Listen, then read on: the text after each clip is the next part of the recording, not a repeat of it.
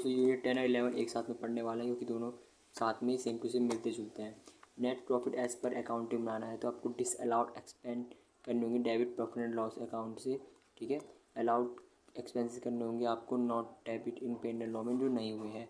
Disallowed करने होंगे income जो क्रेडिट हुई है पी एंड एल लॉ में, अलाउड करने होंगे इनकम जो क्रेडिट नहीं हुई है पी एंड एल लॉ में, ठीक है।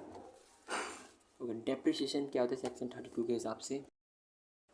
एसिड्स दो तरह के होते हैं, टेंजिबल एसिड, इंटेंजिबल एसिड्स, ठीक है।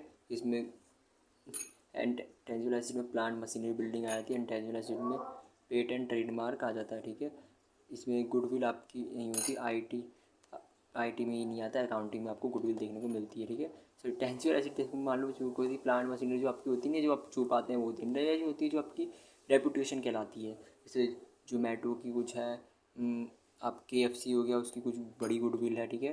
बाकी ये गुडविल जिसमें पेटेंट ट्रेडमार्क लाइसेंस कॉपीराइट सारे आ जाते हैं, ठीक है। ये बिफोर 31/3 की 98 से अगर पहले कोई डिप्रिसिएशन है वो आपकी नहीं लगेगी, वो 1998 के बाद की डिप्रिसिएशन मानी जाएगी, ठीक है। Acids must be legal honour होने चाहिए, ये बड़ी है जब भी आपका लगेगा। Acids used in the business of business में ऐसे यूज़ होता है तो उसका भी लगेगा। डिप्रिसिएशन मेथड कैसे दो तरह का होता है, SLM WTM, तो हमें पढ़ होगा वेटेड स्टेट दो तरह के मेथड होते हैं, ठीक है। इसमें पावर सेक्टर आता है, इसमें जैसे हर साल सेम लगना 10% की लग रही है तो मान लो 1 लाख की मशीन है उसमें 10-10 हज़ार हर महीने लगेंगे। वेटेड में क्या होता है 1 लाख की मशीन है 10% है तो 90,000 लगेंगे, फिर 9,000 लगेंगे, फिर 8100 रुपये लगेंगे, 10% इस तरह से गिने जाते हैं इसमें। Use of acids period basis में यूज़ ऑफ एसिड्स या तो परचेस और क्यों इसमें ऐसा होता है मोर देन 180 डेज़ के हैं तो उसमें फुल रेट डिप्रिसिएशन लगता है।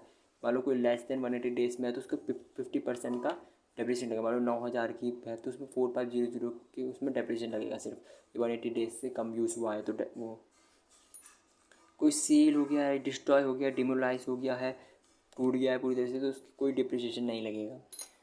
अदर ईयर्स हो गया जैसे कि अदर ईयर्स में हो गया any time may be for 1 day हुआ है, मान लो किसी चीज़ को 1 डे हुआ है सिर्फ तो उसमें कोई डिप्रिसिएशन नहीं लगेगा। 1 डे में क्या लगेगा।